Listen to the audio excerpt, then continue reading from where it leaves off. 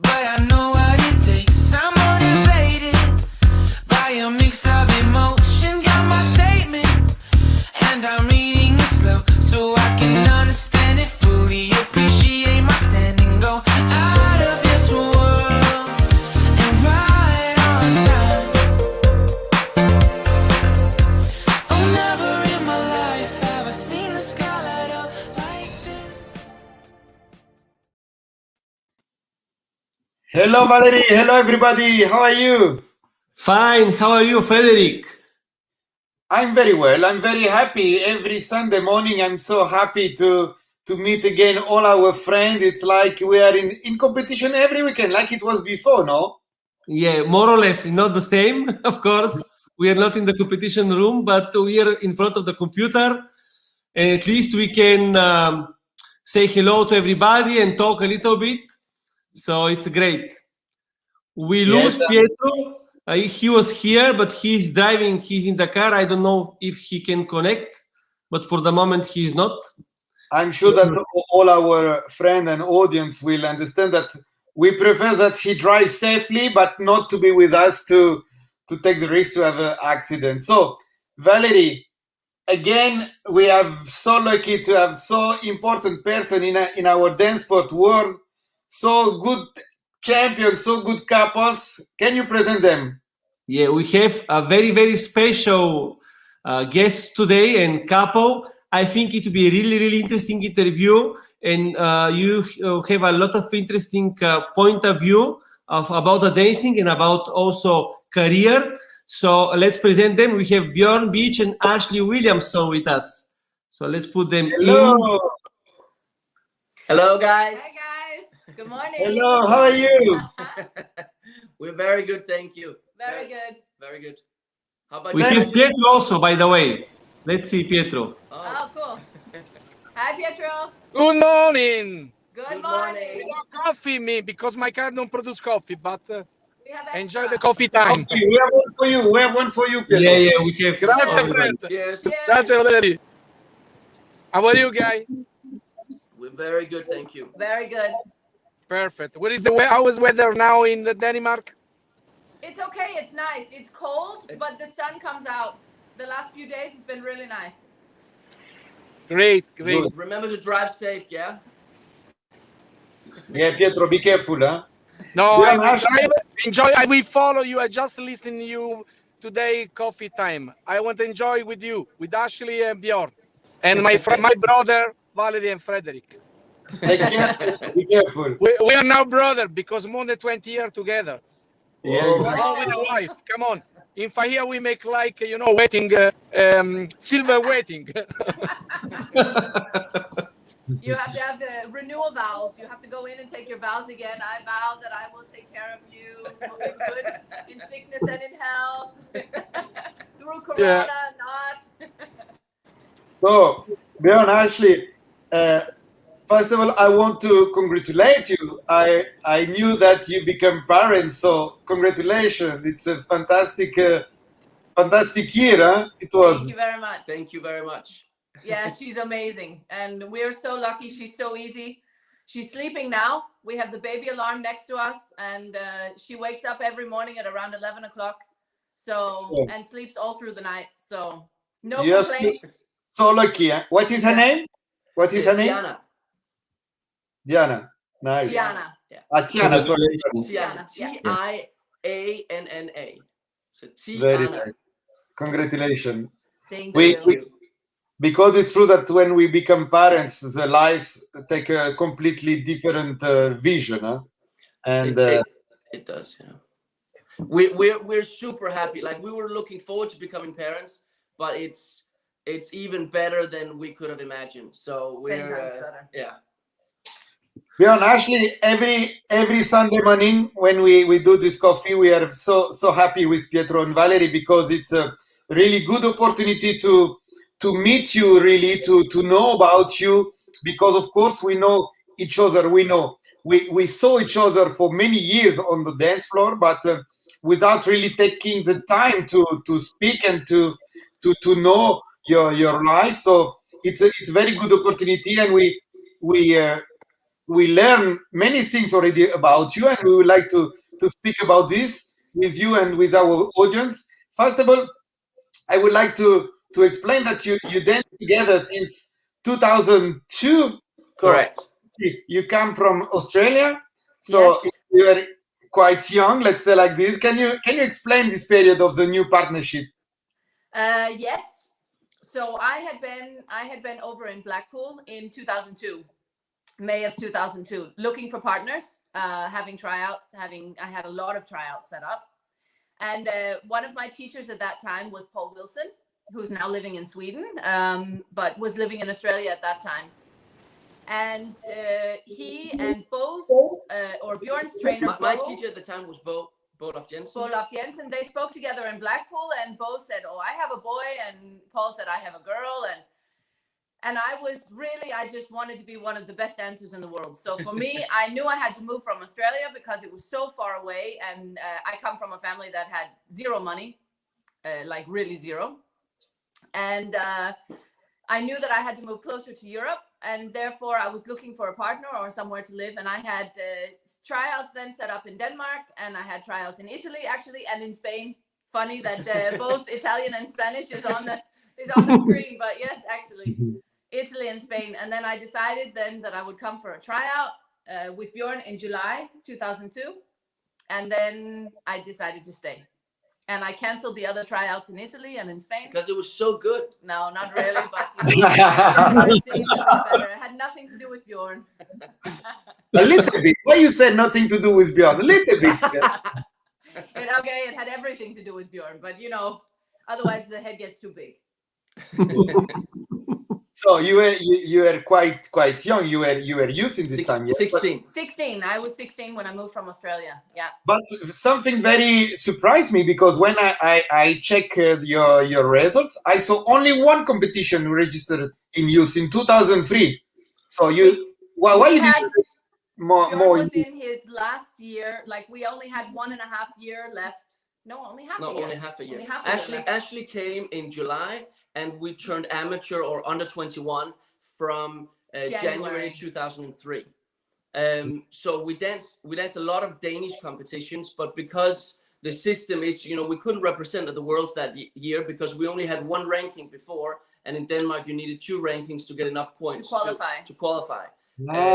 So it was not possible. Like, we did quite well in Denmark, even as youth, both in standard, Latin, and 10 dance. But we were actually in youth. We were Danish champions in 10 dance and Latin, not standard. Not standard. Standard. We came third. We were third. We won all rankings, and we came to the Danish, and we came third. We were so upset. But you see, at the end, the beginning, it's not the most important. Always the champion is first of all the couple who go till the end. Yeah, exactly. Perfect example. Yes. We normally speak about this, that if you actually, now you say that you went on, you can look on WDSF, you can look at the results. If you look at all of the different competitions, we figured out we've danced just under approximately 550 competitions. But the ones that people remember when you're finished with your career is only 10. It's only the 10 we won. But if you look at the other 540 competitions, maybe we didn't lose all of them, but still they were not the most important ones.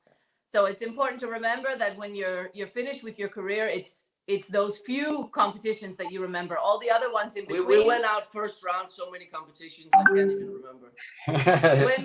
when we but it's not so much so easy to not remember. The first 3 years when we went to Blackpool International UK, we went out first round. So sometimes it's difficult to keep the motivation, but you just have to keep looking at the videos, trust in the development, and trust in the process. If you trust the process, then the results will come. Yeah. So. Yeah, and I can see that actually after your 9th year together, you won your first title in 2010. Yes. And after, there is a fantastic prize list. You are 4-time world champion and 2 times European champions in 10 dance, 1 more in show dance, plus 5 more world title in PD between 10 dance, standard, and show dance. So it means 10 times world champions. It's really great career. Amazing. Thank you. It's not too bad. Thank you very much. Did you believe that this will happen in the first 9 years of your partnership? Actually, To be 10 times? 10 times? No. I had a. This sounds maybe. I had a thought, but I was also a bit, thinking everything is possible, a bit crazy. Bjorn is what we call in English a forever optimist, which means it doesn't matter what happens. He's always optimistic about how it's going and what's going to happen. And anytime we're going through struggles or problems, he's also like, Ashli, don't worry. It's only the battle. We'll still win the war. He's very good like this. So this is good. I remember when I was a kid, maybe 8-10 years old, I told my mother and my aunts that I wanted to be 8-time world champion. 8 times. You were already organized, not world champion. 8 times. 8 times. Because 8 was my favorite number, and I didn't tell Ashli up until after we won the 4th one, because I figured too much pressure. Yes. but after you decided 8 is not enough. No, but okay. So after we actually the agreement we then had was, after we win the 8, then we finish. But after we did the 8, we were just, it didn't feel like we were finished. So then we decided to take one more year. But that was actually a very difficult decision, because our 8th world title was the professional standards world championship. And this was by far our best dance performance of our career, of our lives. From first round, everything clicked. We felt we had the best day that we've ever had. We felt we were flying, even in waltz. It was my first competition ever where I didn't get tired at the end of any dances. I had no problems with the neck.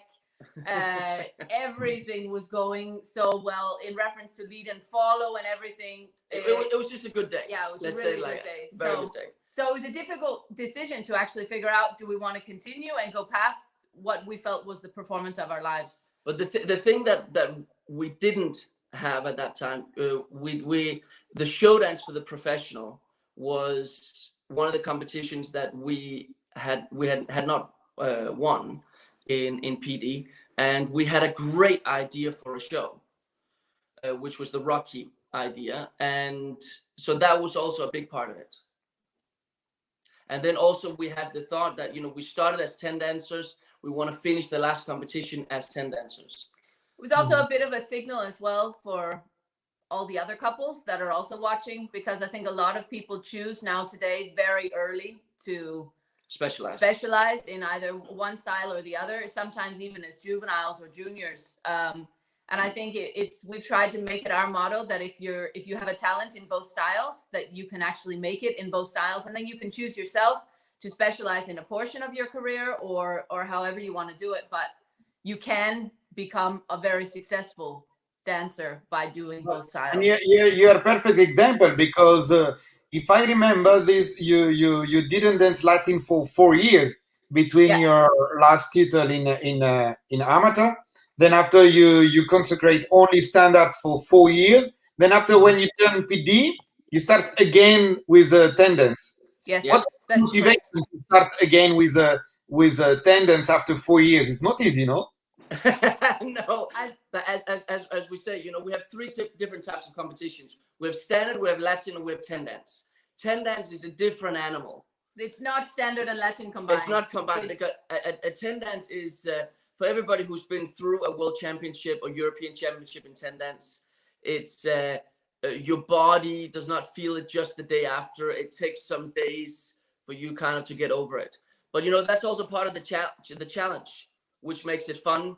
So the motivation was I think the biggest motivation is we love Latin. Yeah, exactly. We love Latin, and at the time that we actually, let's say, stopped Latin, and we didn't stop completely because we still practiced, and we were still teaching Latin really a lot, and we actually still had some Latin lessons as well to keep improving certain things and working on certain things. We just never competed.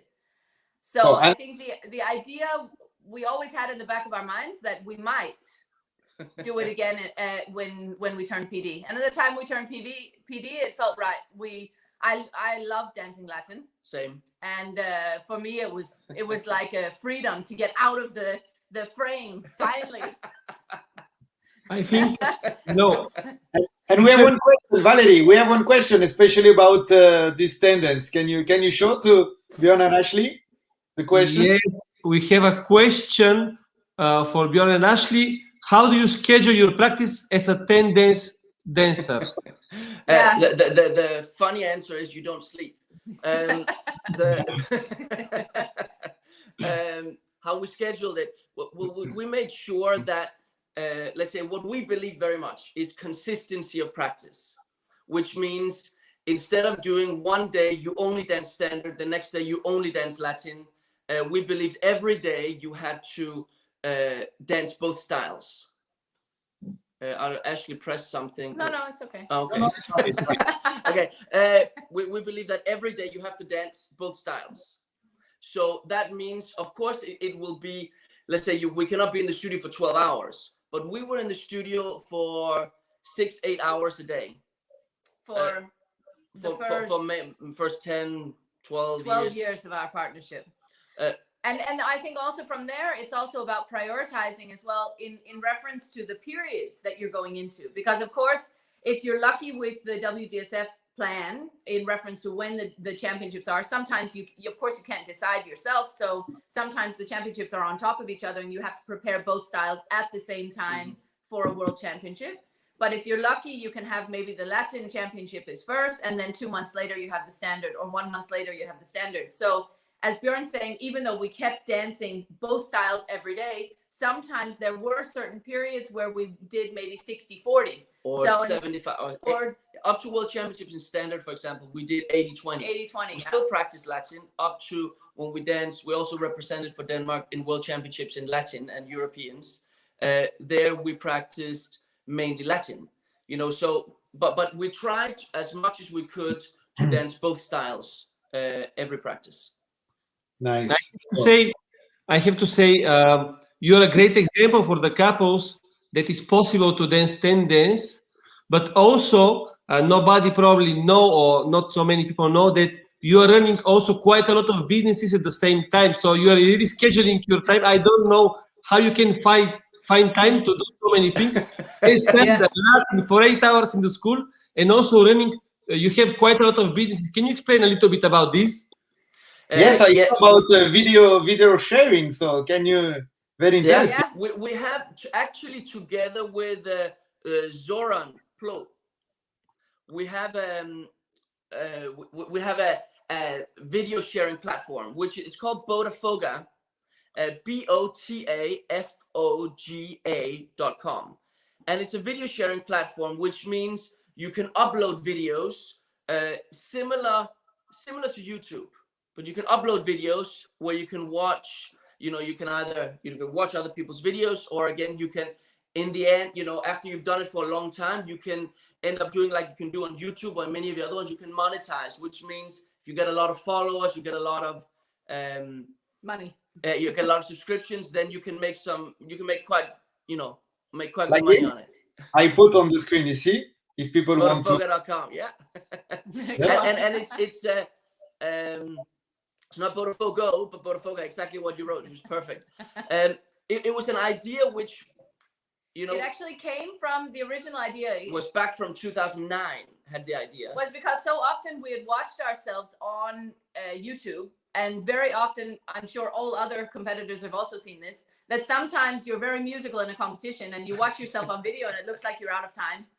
And sometimes you're thinking I'm world champion and everybody around the world is watching me, and it looks like I'm hitting the beat like on Foxtrot all the way on the end of 2, or in the end of waltz it looks like you're hitting like on the one-hander and then going into it. And I remember we spoke about so much that it would be so great to have a platform that was actually music based, where you could attach the music to the dancing to make sure that it fit 100%.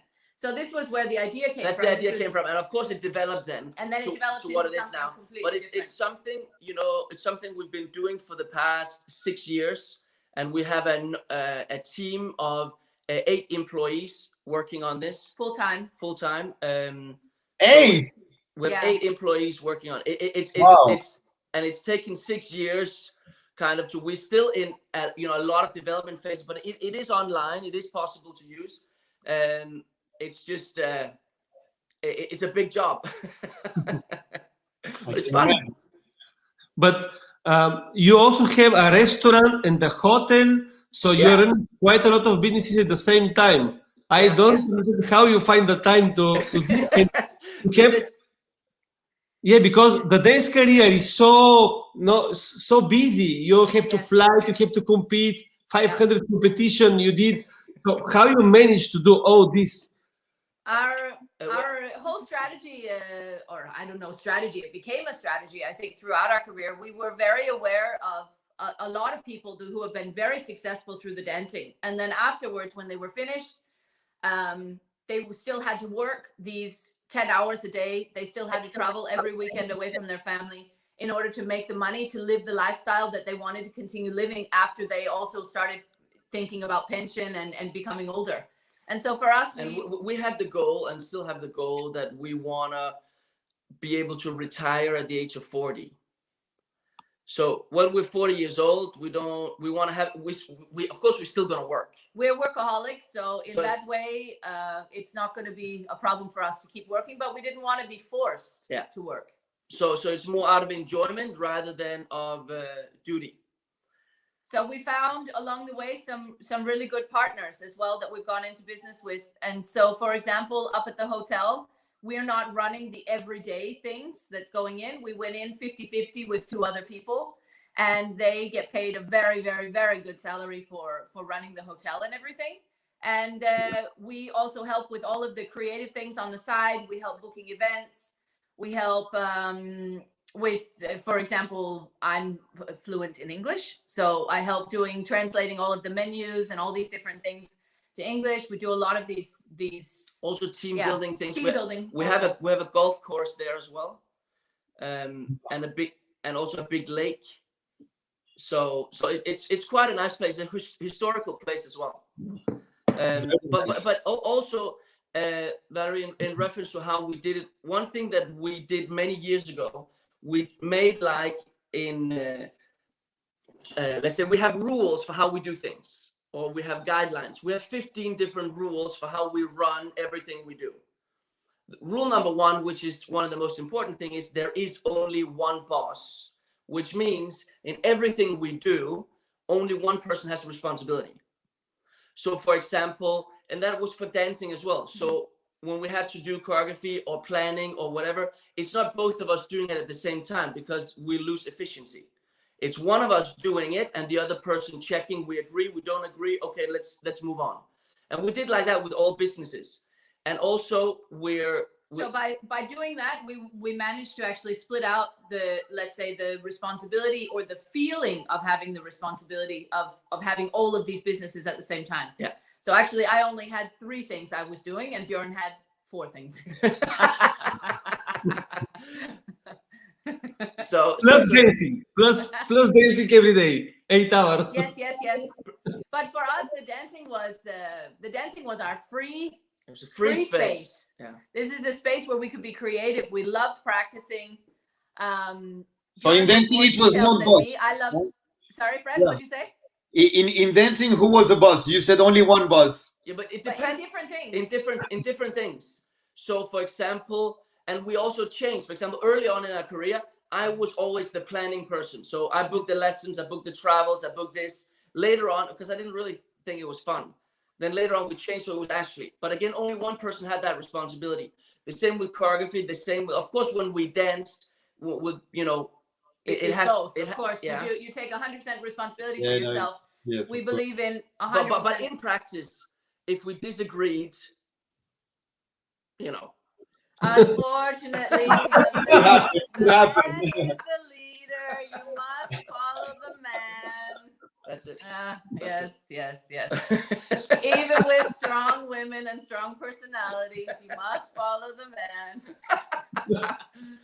man. Yeah.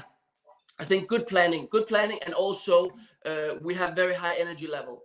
which means we don't really, for a period early on in our career, we only slept every other day. And this is not, I'm not over exaggerating. We only slept every other day. But this was out of necessity, because as I mentioned before as well, I came from a family with zero money, and same. And Bjorn came with a family from a family where his mother was alone raising 2 boys, so they actually had -0. So for us, when we started, it was either you work yourself to get everything that you want from the dancing, or unfortunately we can't support. So our parents have tried to support in every other way they possibly could, and they've always been there supporting us in the background, but they couldn't support financially at all. So for us, we were working, we found actually cleaning jobs. We were cleaning for the first, we actually quit our cleaning job after World Championship. We won the first World Championship. We had up to 12.5 hours per day each, 7 where days we were per cleaning 7 days per week through the last, I think we started doing that. We started in 2003, and we quit in March 2010. 11. March 2011. Yeah. Correct. So you saw Valerie put the name of the hotel. So when the life will start again, yes, come visit us. We'll visit you. Yeah? I think you're a so great example for everybody, because of course we have so many couples that have great careers in dancing, but they are not prepared for the next stage. And of course, I understand you love to teach, and Very much. You're prepared also financially to the next stage. So it's really, I think you have to spread your message a lot, because it's a great example of successful dance career, actually. Thank you. Thank you very much. Thank you. Yeah, speaking about your dance career, we saw that you have been disappeared from the ranking list. You didn't dance the World Standard 2019, and I saw that also your license expired in January 2020. Because we've gone to the other side now. You see, we're on your side. No, so the last competition we danced was the World 10 Dance in Portugal in 2019. Yeah. I was there. Yeah. So, and that was a fantastic experience. And the reason for not dancing the Worlds in Standard 2019 was because we had this idea with this show dance. And we had the 10 dance. And because we had these 2 championships there, and the show dance, it's not something you put together with a matter of even just 1 month. It takes a lot of practice, many months, making sure all the lifts and everything that you do work. So we had a lot of practice with that. Plus we had a lot of practice with the 10 dance up to. And as we decided that would be the finish of our career. Yeah. Then that kind of made that decision. Yeah.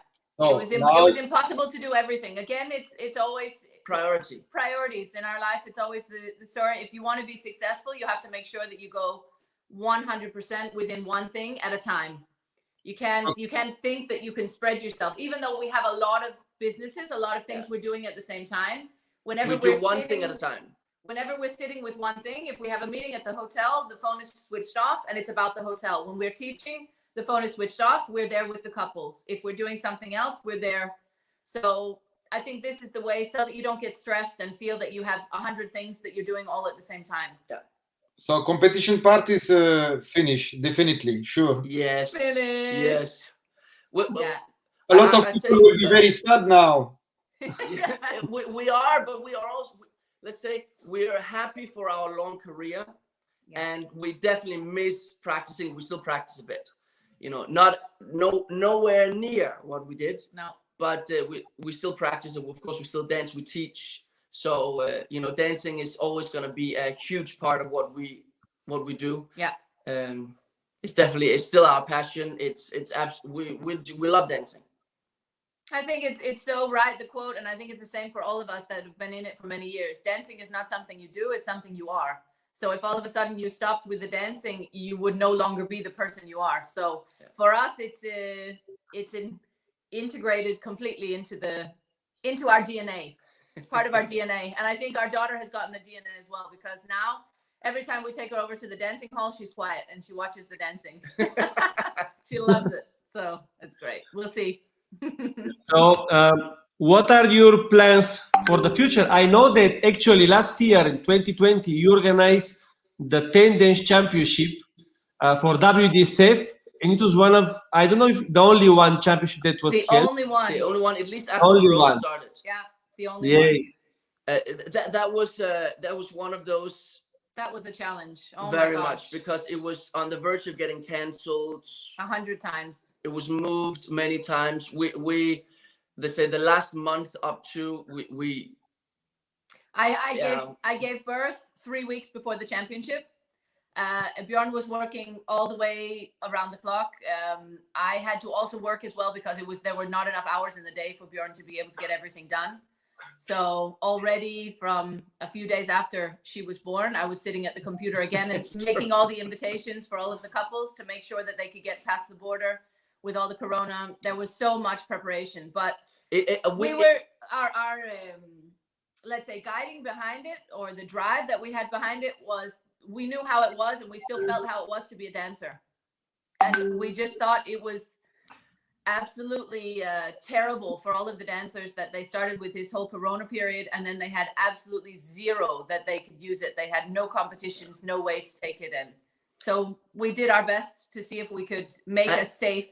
And it was successful. Like, we had nobody at the competition, no audience, no dancers who no adjudicators, no officials who had Corona or who got Corona. So everything was very, very good. Of course, we kept all the safety regulations that we had to. It was a big job, but it was fantastic. Like, it was a really joy to see all the couples dance and everything, you know. All of the messages we got afterwards, that made it all worth it. Yeah. And we had many good feedback after your competition. Everybody was. Thank you. In Spain, we say you enter by the big door, you know. As organizer, we know what is organizing competition, because you organize already for 17 years a big competition. We did Europeans, World Championships, yes, and it is a hell. And in coronavirus, I don't want to think how difficult could be to manage something like this, because it's really everything starts to be 10 times more difficult. Yeah. So we can imagine how difficult it could be to manage this competition, and it will be your first competition. So yes, exactly. It was the first competition. So really great challenge. It was. We always thought, where there's a will, there's a way. So, you know. Valerie, we have some great messages from our audience. Yes, we have. We have from Ken Richard a message. He just come a little bit late. So Again. Hello, Ken. Yeah, and a lot of people say hello and good morning from everywhere. As every year from France, we have from Poland, we have. We have also Lasse, our friend Lasse. He was watching us also. Cool. Yeah, Lasse was here also. Probably still here. One of our favorites. Yeah, from everywhere. So a lot of people here. By the way, Ashli, you are representing, or you have been representing the athletes for many years in WDSF. Yes. What has been this role for you? What it means for you? This is, for me, a very, very important role, and I've taken it very seriously from the beginning. I think my job the whole time has been to try and make the bridge between the athletes, the dancers, and the leadership within the WDSF, the presidium, and the ones who are running it, who are making the decisions, to make that bridge shorter. And I've done my absolute best to try and make the situation, let's say, a lot of the small things and also a lot of the big things better for the dancers. So in reference to, for example, this thing with the qualification of the adjudicators that got through together with the sports commission and different things, we had a lot of really small things along the way, but as a dancer, it's not a small thing. For example, putting in the rules with standing on the floor at the ceremony. You're not allowed to stand on the floor anymore for more than 20 minutes. You have to have a short break of something before you start your semifinal. In the beginning of our years dancing the World Championship, sometimes you could stand there for 40 minutes and you could be first heat on straight after the opening ceremony and have to dance your semifinal, or 24, something like this. making sure that there has to be food after the competition, making sure that the breaks are not allowed to be more than 4 hours. So you don't start between each round 20 minutes, so it's not 10. Yeah, so between each round, yeah, especially 10 dance competitions as well, having that. Sometimes there was only 15 minutes in between where they set a rule. Now it's 20 minutes. It has to be minimum 20 minutes before, so people have time to change. There's been a lot of these things that I've tried to do, and a lot of dancers have voiced their opinion to us, to me, and the rest of my commission. And we've been able to take it directly to the presidium and take it directly to the leadership. And we've gotten so many things changed over the years that I'm really proud that I've been able to be a big help in this position. I think, I think it's been good. We've done a lot of athletes forums as well, where we were able to show the different projects that we were working on, so people actually understood what we were and who we were. For sure, there are some people out there who still don't know what the Athletes Commission is, but I think for the majority of at least the people that are on the world ranking, I think they know kind of who we are, and if they really need some help, they can go to us and we can try and help them. So yeah, I think I take the role very seriously. Yeah. No, you did great job, and of course, all our world it turned around the dancers, around the athletes, and it was very important to have the voice of the athletes when WDSF take decisions, because of course everybody care about them, but not always we know the problems that they have as dancers. Yes. Yeah. So of course we try to imagine there is a lot of connection with the judges and with the trainers, but of course it's very important to know from the point of view of the athletes, what's happening and what they need, actually, what they feel also. Yeah. And I don't remember if it was before you, Athlete Commission, but I know that from the moment that you was there, it was much more movement and a lot of feedback from athletes. So it was really great. I don't know, you're still there? You're still in that? Yes, I'm still there. Actually, the position was made. They would prefer that it's actually somebody who's not active, not dancing, because then it makes it much easier to make sure that you voice the opinion on the presidium meetings and everything without having fear of your career being damaged. But when they chose me, I think they forgot that I'm very loudmouthed and I say my opinion anyway, and so I think I managed to. I can vouch for that. I managed to push through anyway. But originally it was actually Timo from Germany. He was the original one who got started in the position, and after him, the person who took over was Bjorn, who also was retired at that time that he was in the. And then after he went off, or decided to go off, where he recommended that I take over because I helped him a lot. I was vice chair at the time that Bjorn was chair. And then I took over the position, and I've been there since. So I guess the question is how long I will be there. Is as long as I feel I can make a difference, I will stay. As soon as I feel that I can't make a difference anymore, then of course it's time for somebody else to try. But so far, I think with the loud mouth that I have, hopefully in a polite way, compared to getting things through, I think I'm able to argue the opinions of the dancers in a really good way. And because it's never my opinion or my voice, it's the voice of my whole commission as well. And we are 9 people on the commission, because we're actually people who are from all different regions. We have European representative, the Americas, we have Oceania, we have senior representative, we have a lot of the regions, and PD representative as well. So and all of those representatives have to be active. So the voice that I go with is actually from the active dancers. So whether I was actually active myself or whether I'm retired, as I am now, I can actually continue in this position. But yeah, we'll see. As long as I can keep getting things changed, I'll stay.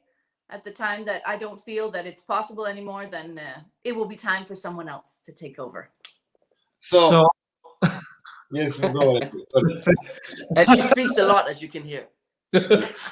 Now, question is how people can connect with the Athlete Commission. Let's repeat one more time for the people that don't know. It's always good to explain.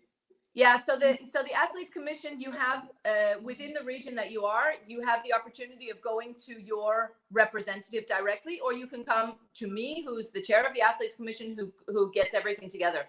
Under the website, you can find on the WDSF website under commissions, there you can find Athletes Commission, and you can find all of the members of the commission and our email addresses and our telephone numbers to write. Or you can also write directly to me, which is ashli.williamson@wdsf.org, because I'm a direct member of the Presidium by being the chair of the Athletes Commission as well. So anytime there's anything or suggestions as well, sometimes a lot of the suggestions that we've had and changes that we've made actually from people on the open forums and things like that. So it's the dancers, it's the voice of the dancers that we try and bring forward. So please contact us if there's anything. Great.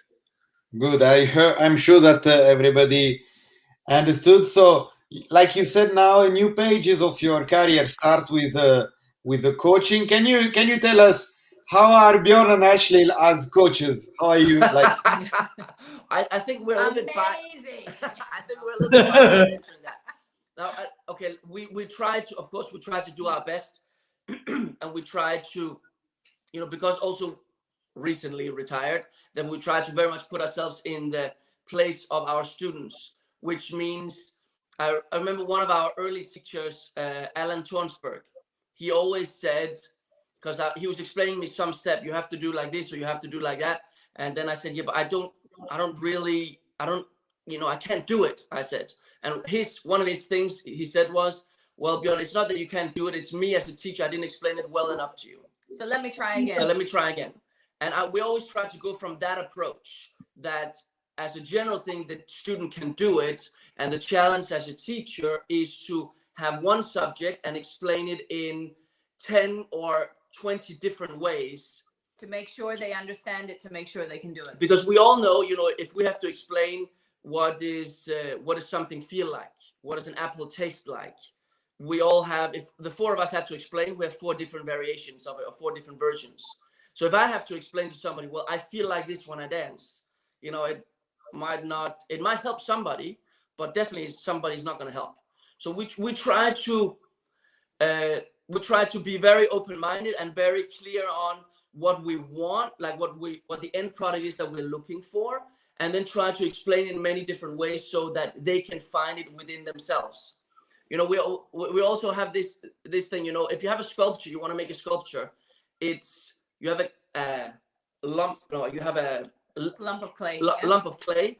We don't really make the sculpture. We just remove everything we don't want. And then the sculpture's there. So it's kind of, it's those philosophies we try to do, and we try to improve as much as we can. Still staying, listening to a lot of lectures, on YouTube, for example, and also online. In forums, listen to other people's experience, because of course we have longer experience as dancers than as teachers, but we do our best, let's say it like that. I think the biggest point is, as a teacher, is to continue developing, and I think this is the thing that we want to make sure that we continue to do all the time. So if you keep developing as a teacher, then I think you have a chance. So we feel that coaching, it's also a new passion, because it's not always that great champion also like to teach or to be coach, and we feel with you like it's a new passion. You love to dance, but you can feel that you love also to be coach, no? Exactly. We also have this thing, often people say, let's try. We're also very pragmatic in how we do things, which means we're very practical in finding solutions. And I very much like this quote, or we do, be open to everything and attached to nothing. So if the couple has some idea, let's be open to whatever they want. Let me not be attached to my own personal idea, but let's kind of find things together. So it's kind of a partnership rather than it's me telling them, you have to do like this, you have to do like that.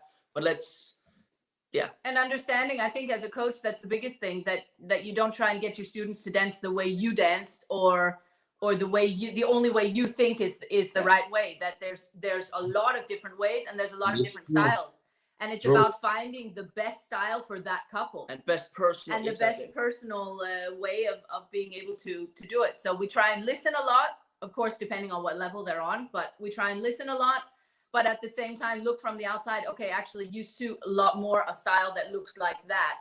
Your style, it looks like you should have a lot more rotations. Your style, it looks like it should be much more lineal. You guys are great movers. Let's go with that. So you're able to adapt. So you're not stuck in one train of thought and say, no, this is the only way to do it. It's the only mechanics that work, and you can't do it any other way. I think it. Yeah. So, and I'm sure you will success also like a coach. You are a fantastic dancer, and with your positive energy that you share with all our audience this morning, you will share this super positive energy also with your couple, and for sure you will success. Thank you very much. Yeah, thank you. It was a big pleasure to have you today and really to learn from you and from your experience. And I hope that it's a great example for everybody, how to manage career, how to prioritize, and how to be a world champion. Thank you very much. Thank you. Good luck to everyone. Thank you very much. Thank you. Have So, a Valerie, great Sunday, everyone, and stay safe. Yes, thank you. Valerie, next week it will be the national coffee time, correct? Yeah, next week we have coffee time in each country where we have in their own language. So we have France, Italy, Spain. Also, probably we have some new country we will announce in a few days. But yes, we have the Nationals Dance Sport Team Cafe next week. Cool. Awesome. Bjorn, Ashli, thank you very much one more time. Thank you very much. And we Thank hope to you. see you soon. Have a great Bye-bye. Sunday. We look forward to seeing you Bye-bye. next Bye-bye. time. Ciao, ciao. I never made it.